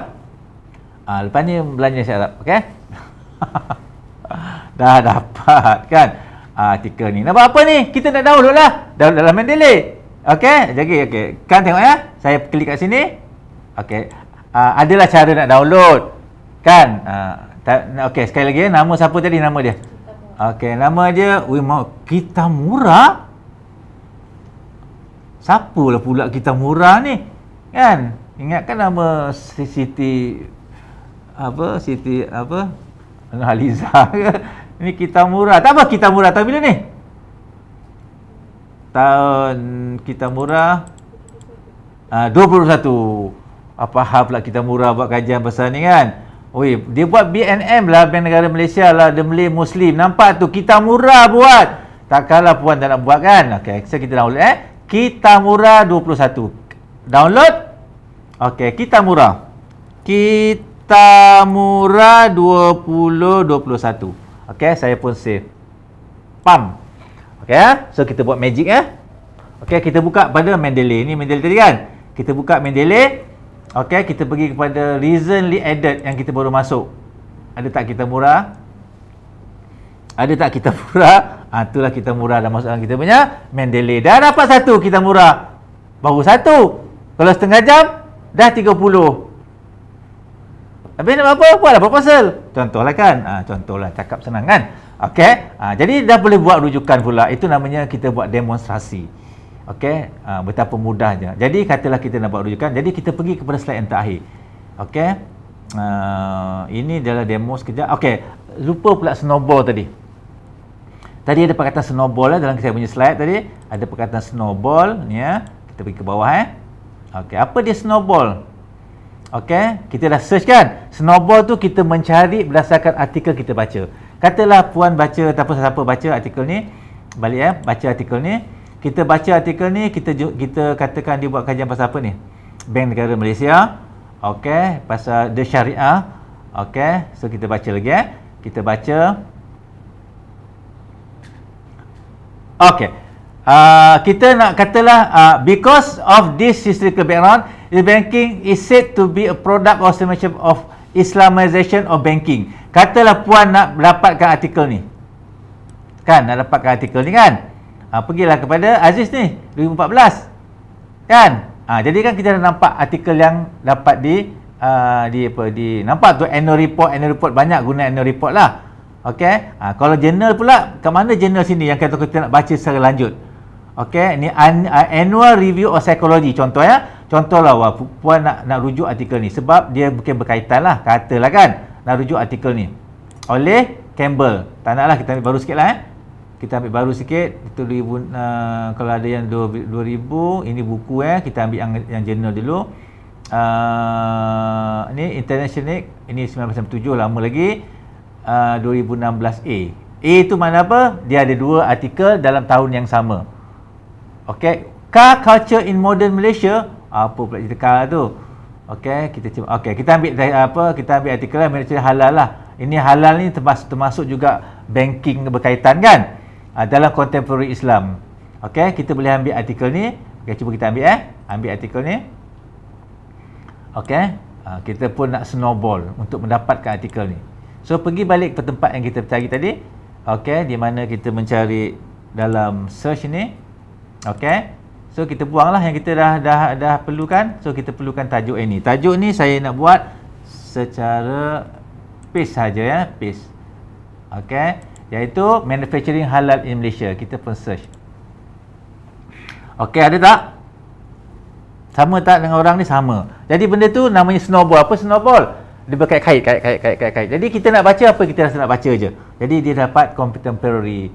Okey, jadi kita pun dengan cara sama kita download artikel ni. Okey. Dan kita boleh gunakan juga DOI dan adalah macam-macam strategi. Yang pentingnya kita tahu. Okey. Siapa yang kita tahu kat Malaysia ni pasal apa yang menulis pasal banking. Kita tarik nama, kalau tahu nama dia lah. Okey. Contohnya kita cuba kita cuba Baharudin Baharudin ni dia buat apa ni? Sekejap dia keluar Baharudin kat sini Saya tak okey, katalah kita nak baca artikel daripada Baharudin. Okey, sebab dia cerita pasal apa? Halal dan juga intensi dia Baharudin. Jadi kita kena tahu nama dia siapalah. Okey, cuba type Baharudin. Okey, ni Baharudin kita type Baharudin. Kita cuba Baharudin. Baharudin tak halal lah. Kan keluar macam Baharudin kan? Okay, kita tak halal supaya kita nak kaitkan Baharudin dengan halal. Ni Baharudin dengan halal kan? Ni pun sama juga, Baharudin dengan halal juga. Okay? Jadi ini adalah Baharudin dengan halal juga. Apa maksud dia ni? Maksudnya kalau kita dapati seorang penulis tu cerita pasal benda itu dan kita nak tahu apakah dia tulis lagi tentang perkara tersebut, dia akan berkaitan je. Berkait saja. Nak tak nak saja. Kan? Dulu boleh buat macam ni tak? Susah. Sekarang senang saja menggunakan Mendeley. Sebab tu Mendeley saya katakan sebagai driving license lah. Jadi kita buka kat sini, klik kat sini. Okey, kita view PDF.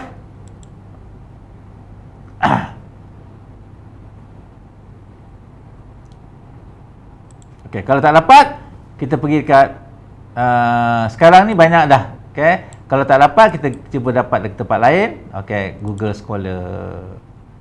Okey. Kekok juga bila nampak skrin besar ni kan.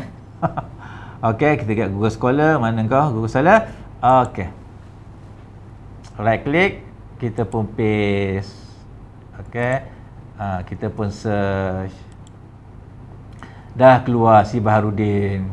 Okey, oh lain tajuk Religiosity. Tu bawah 3. Mana? Ni okey ni dah dapat si Baharudin. Okey, kalau kita letakkan tanda ni kita dapatlah. Okey, ni dah dapatlah si perempuan rupanya. Boleh lah tu. Okey, Baharudin Siti Aminah SA patutlah dah dapat tajuk ni. Nak buat apa ni? Kita pun download atas nama Baharudin 2018 taklah Baharudin 2018. Kita pun save.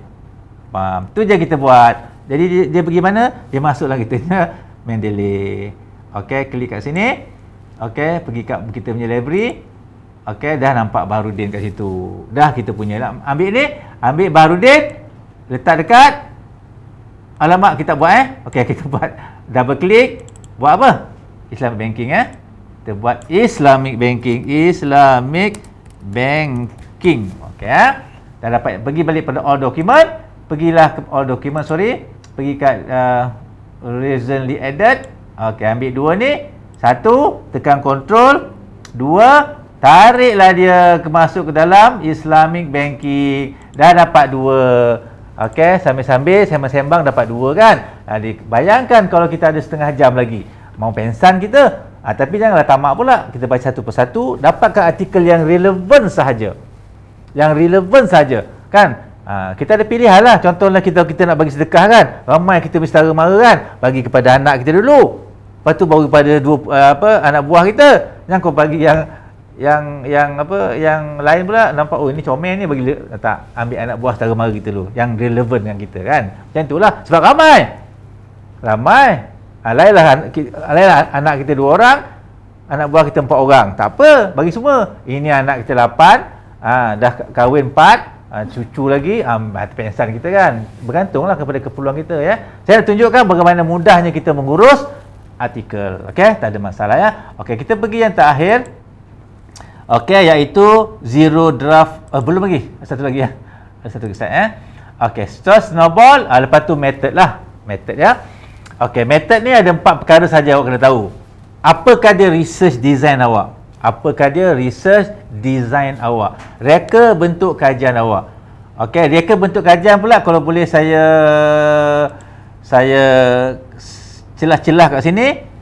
Yang pertama, apakah approach dia? Okey. Apa dia approach? Saya type ya. Tak apa kot. Okey, nak tambahkan biasalah. Okey. Okey, sama ada quality atau quanti atau mix. Okey, approach ya. Approach apa dia? Kuantitatif, kualitatif, mix, method ataupun multi method. Ada 4. Okey, itu kalau kita buat approach. Okey, lepas tu ada pula dia reka bentuk dia. Okey, design ya. Tu design. Okey, survey kuantitatif. Saya buat survey. Saya buat case study. Macam puan boleh buat case study.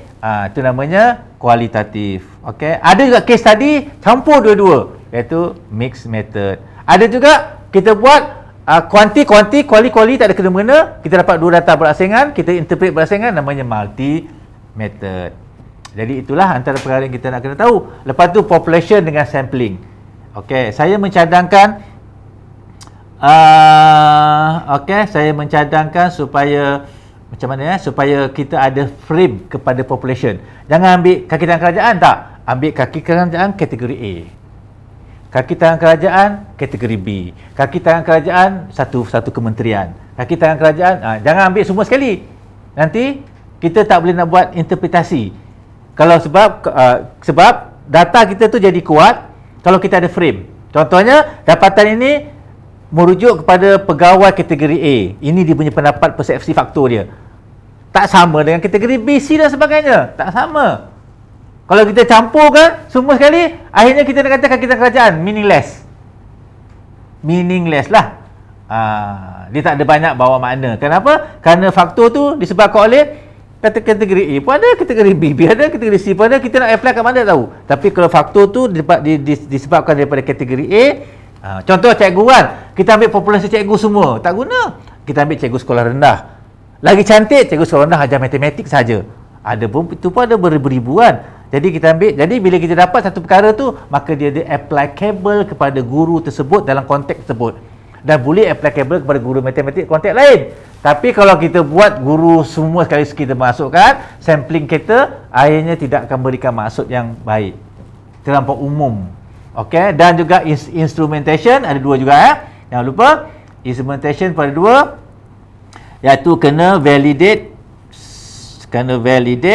dan kena semak reliability. Itu biasanya reliability. Okey, dua perkara tu awak kena lakukan untuk pastikan bahawa instrumen awak tu instrumen yang boleh memberikan dapatan yang dipercayai. Kalau tidak, habislah kan? Tak valid dan tak reliable. Dan data analisis, yang ini saya mencadangkan bila awak dah dapat idea, baca artikel tu lah, baca 15 artikel. Daripada 15 artikel tu ada 3 cara analisis data. Kan? Yang ini deskriptif. Hanya gunakan analisis peratusan semualah, tu tak payah belajar. Yang kedua ni nak gunakan contohnya awak buat sarjana, gunakan multiple linear regression. Apa benda tu? Baca dapatan tahu, tapi datang mana dapatan ni tak tahu. Kena ikut kursus statistik. Intan pun ada buat. Saya pernah datang Intan sekali tau. Lecturer UiTM buat masa saya buat master. Dululah, kan saya tak tahu. Okey, saya pernah datang ke Intan sekalian, dia buatlah. Okey, kemudian awak tengok pula, saya nak kaji hubungan. Hubungan ni boleh dilihat secara lebih advance menggunakan structural equation modeling. Benda apa ni? Tak tahu, kena pergi kursus. Sebelum masuk belajar kalau boleh. Kenapa? Kerana dah dapat data baru nak bagi kursus, nanti awak pening kepala. Sebab apa? Cara pengambilan data tu akan terlibat dengan cara awak menganalisis. Kalau awak salah menganalisis, maka salahlah. Kenapa? Analisis tu memerlukan data bentuk macam ni. Tapi awak kutip data bentuk macam ni. Analisis perlukan data umpama dalam bentuk skor. Skor tu apa dia? Macam matematik, skor sains, skor motivasi, skor IQ. Awak buatlah bentuk agreement. Setuju, tak setuju, sangat setuju, apa setuju. Tak boleh data macam tu. Tak boleh nak dianalisis dengan apa yang awak nak buat. Tak boleh, sebab tu kena belajar awal-awal. Okay, ya? Alhamdulillah kita dah sampai ke penghujungnya. Zero draft of thesis. Ni siapa tulis ni? Yang main-main? Baru 2 jam dah boleh tulis ya? Dengan rujukan dengan semua sekali ya. Okey. Zero draft of thesis. Apa bendanya? Okey. Ini adalah satu hanya perisian saja Microsoft Word yang ada kalanya orang yang tak banyak menulis tu dia tak heran. Kejap saya nak demo saja. Kejap okey view collapse, view confuse pula nak tengok mana atas ke kan ya. Okay. So ini adalah setting untuk penulisan. Tak ada apa kan, macam biasa je. Tetapi sebenarnya dia lebih daripada sekadar biasa. Okey, kalau kita buat kajian, katalah kita nak mulakan dengan klik bab ya. Ping, keluar bab. Okey, lepas tu kita pun enter. Lepas tu kita ada pendahuluan. Kita tu boleh tukar bahasa Inggeris ya. Pendahuluan. Okey, apa lagi yang selalu kita ada? Apa pendahuluan? Katalah latar belakangan, sejarah kan. Katalah sejarah apa-apa pun tak kisah. Lepas tu kita ada masalah kajian. Kita tipu-tipu kan.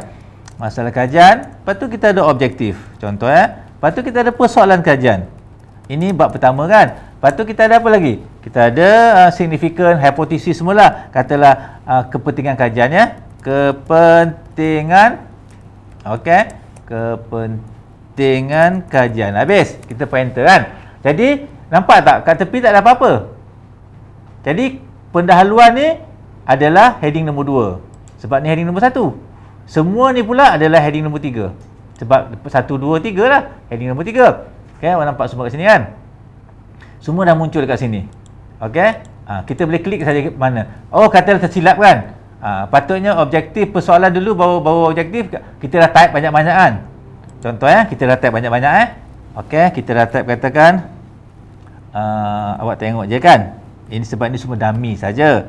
Okey, awak dah type katakan 5,2 Okey. Sorry. 2,5. Okey, 2 terbalik. 2,5. Itu tak ada kena-mena dengan research 2,5 Okey, katalah awak dah buat objektif.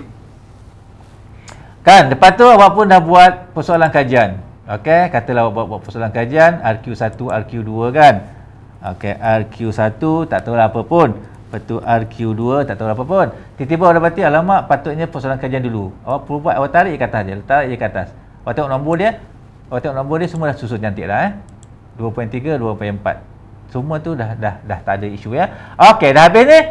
Okey, pergilah pula. Tiba-tiba awak rasa bahawa patutnya objektif ni anak kepada apa? Objektif ni anak kepada persoalan kajian. Ni 2.3 tau.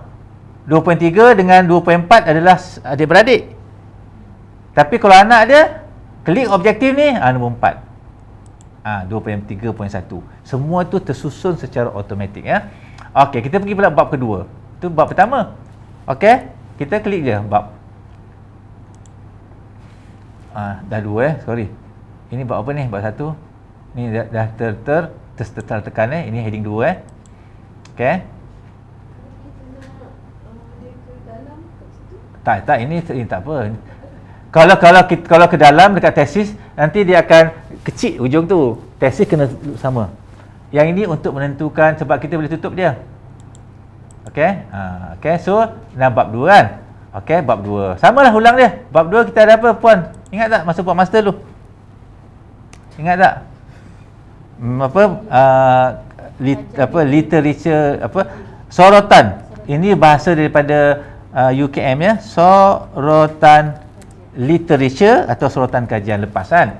Okey, apa lagi ada? Katalah kita mulakan sorotan kajian dengan apa? Dengan pendahuluan, dengan pengenalan lah katalah pengenalan kepada kita punya topik. Lepas tu kita ada katakan kita kaji pasal STEM tadi kan? Pendidikan STEM. Okey, kita kaji pasal pendidikan STEM. Lepas tu kita ada di bawah pendidikan STEM tu katalah pendidikan matematik lah anak dia kan. Kita buat kajian pasal pendidikan matematik di bawah pendidikan STEM, matematik. Lepas tu kita ada apa isu dia? PNP lah, pengajaran dan pembelajaran. Apa teori kita guna? Katalah kita gunakan kata-kata project based learning pembelajaran berasaskan projek. Katalah lepas tu kita ikuti dengan kajian lepas kan. Kajian-kajian lepas. Okey, kalau itu ini adalah heading nombor 2. Kan? Okey, semua ni heading nombor tertinggal heading nombor 3. Tertinggal S Ni heading nombor 3. Tinggal S so macam itulah. Tapi kalau kita dah katakan yang ini anak kepada yang atas tu, kita klik je anak dia. Dah jadi anak Jadi semua tu akan tersusun dan habislah cukup tak payah. Lepas tu kita ada references ataupun rujukan rujukan. Itu heading nombor 2. So kita dah ada kat sini semua. Okey, kita dah ada semua. Okey? Katalah pendidikan macam mana Katalah pendidikan STEM ni kita nak perkenalkan di peringkat atas. Okey, kita dah ada saja saya buat dah ada. RAND kita buat 3 5.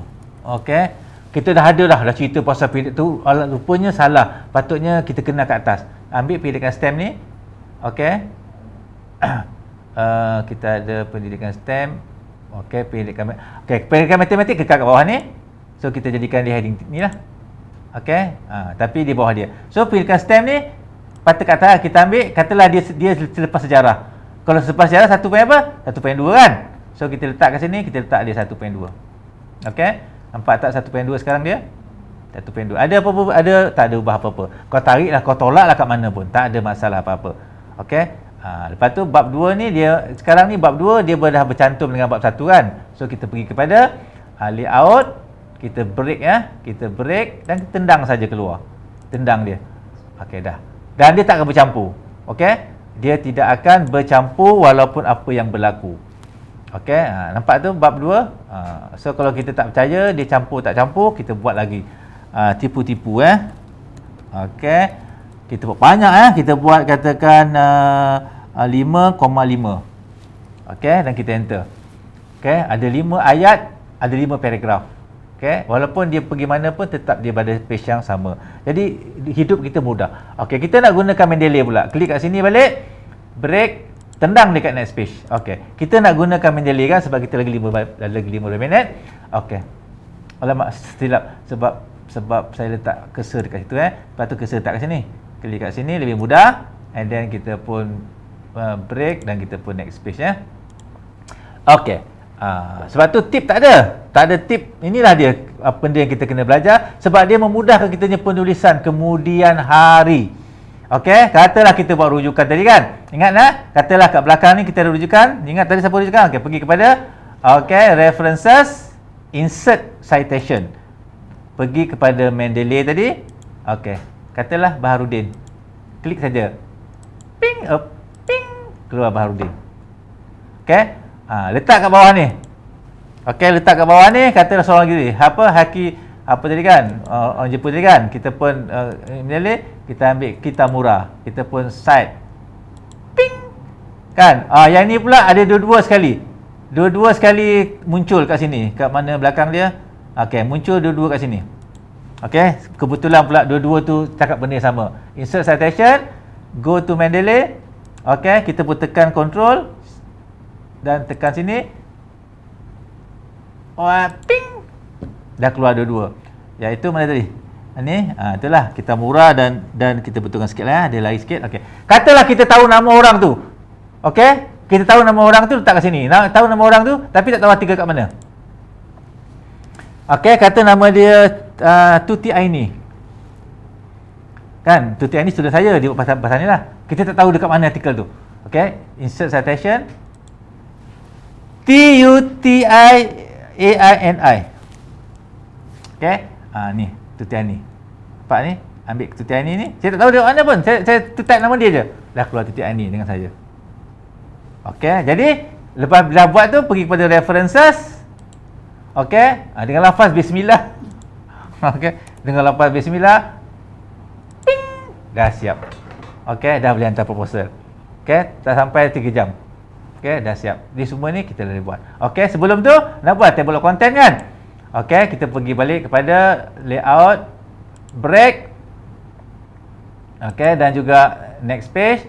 Okey, kita nak buat table of content lah. Okey, so benda ni hanyalah demonstrasi lah. Okey, apa dia? Kandungan kan? Kandungan. Okey, kandungan. Okey, kandungan kan? Kandungan je Ada kandungan lain tak? Tak ada kandungan kan? So kita put enter. Okey. Dan kita kena pastikan ni nombor Roman Sekarang ni nombor 1 kan? Mana boleh, dia mesti nombor Roman. Pergi kepada insert. Okey. Pergi kepada page number. Ambil lah format dan tukar kepada Roman. Okey, dan start dengan 1 Roman. Klik OK, pam. Okey, nombor 1 Roman. Dan ini bab 2 dia tertukar. Kita right click, kita start dengan 1 balik. Dah. Ni dah nombor 1 kan? Oh, nombor 2. Okey, klik kat sini, tukar baliklah, insert, page number, betulkan semua lah sebab kita buat tadi dah draft. Sebab tu namanya zero draft. Okey, off thesis So pergi pada format, tekankan nombor 1. Okey, kita pun okey. So dah dapat nombor 1 kan? So dengan lafaz bismillah. Okey. So dengan lafaz bismillah sebab kita ada 10 minit. Okey, maybe kita sembang-sembang benda lain So kita pun pergi kepada references. Okey, table of content. Okey, custom table of content kita nak ambil 4 sekali, termasuk yang anak tadi. Kita klik OK, pam, maka semuanya telah terhasil. Dah boleh hantarlah kita punya kepada kita punya supervisor. Okey, ni tak termasuk table kan, tapi semua tu boleh kita lakukan secara automatik. Dia tak lari mana dah. Kita copy and paste pun sama. Contoh ya, kita buka Mendeley, kita ambil Baharudin. Okey, katalah kita ambil Baharudin, contoh ya. Kita ambil satu statement dia, kita nak buat direct quotation. Katalah kita ambil, kejap saya cari mana yang tak panjang sangat. Okey, kita ambil direct quotation. Sebab ada peratus-peratusan kan. Kita nak ambil kan. So kita pun copy. Kita pergi kepada kita punya dari zero draft. Okey, katalah kita nak pergi kat, nampak tu kita nak pergi mana? Oh, katalah aku nak pergi kat kajian lepas. Contohlah kan. Kita pergi kat kajian lepas. Kita pun enter, kita pun right click, kita pun paste kan. Okey, sekejap. Kenapa tu? Sebab kita ambil heading 3 Undo balik. Sepatutnya kita ambil normal Okey, kita pun right click, kita pun paste. Okey, apa yang masuk ni dia tak sama seperti yang masuk ni sama seperti yang asal, yang dalam ni lah. Kalau tidak, dia separuh lah, dia kecil lah, dia tak apa benda lah. Tapi dia akan masuk sebiji seperti yang awak ada kat setup ni. Jadi itu adalah satu penulisan yang profesional. Okey, jadi saya nak buat rumusan itu sajalah.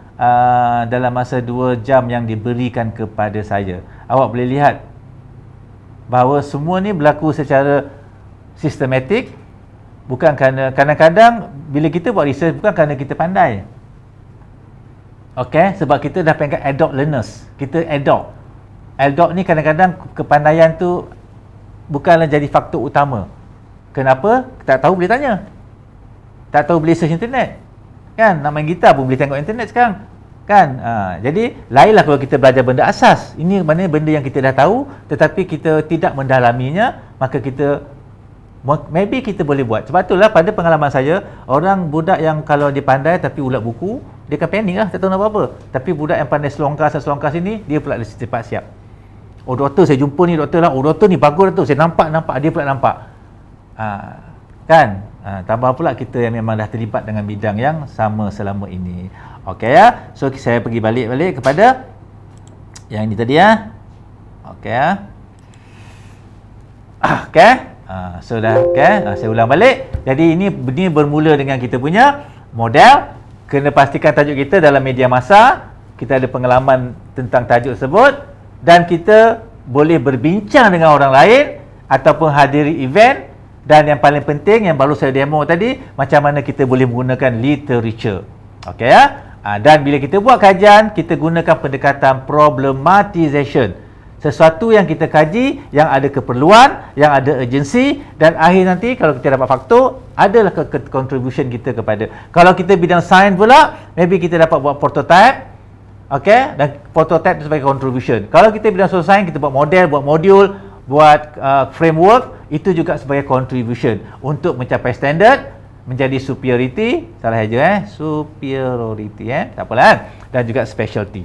Okey, dan latar belakang kajian kita, kita kena tahu topik yang kita buat, kenapa topik itu penting, apa isu kita nak buat dan apa fokus dalam isu yang kita sedang cadang untuk kita lakukan. Dan penyataan masalah, pastikan anda tahu situasi yang ideal. Okey, kena ada citation. Citation menyatakan ini situasinya. Contohnya citation menyatakan dalam masa 10 tahun statistik ini perlu dicapai. Sekarang ni kita telah masih jauh lagi daripada mencapai statistik sebut, maka sesuatu perlu dilakukan. Jadi apakah situasi yang menyebabkan perkara tersebut berlaku macam tu? Apa implikasinya kalau kita buat bodoh, buat dek je, buat tak tahu je, biarlah. Apa implikasi dia?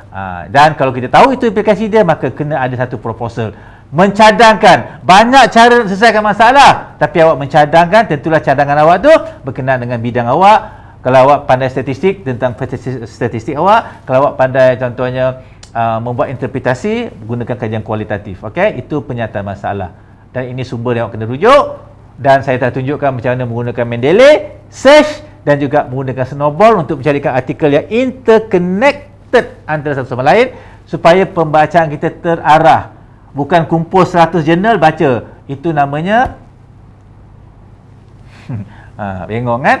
Kumpul 100 jurnal baca, lepas tu tak faham. Sebab kita tak ada connected. Sebab tu bila kita dengan adik-beradik kan, kita tanya dia, mak kau siapa? Contohlah kita tanya, sorry, anak buah kita kan. Anak buah kita ada 18 orang. Ni mak kau siapa? Tak tahu anak buah benda tu kan. Mak kau siapa? Boleh lah tanya. Kan? Oh, okey. Tapi kalau kita ambil anak orang lain, kan, tanya mak kau siapa, kita pun tak kenal. Sebab tu kena interconnected tu penting ya. Dan inilah metodologi daripada research design. Population pastikan ada frame. Jangan main suka hati je. Pernah satu kajian dia buat apa? Dia buat macam mana pelajar yang lulus daripada komputer di zaman-zaman komputer sains dulu kan, baru muncul. Ada tak mereka tu bekerja dalam bidang komputer?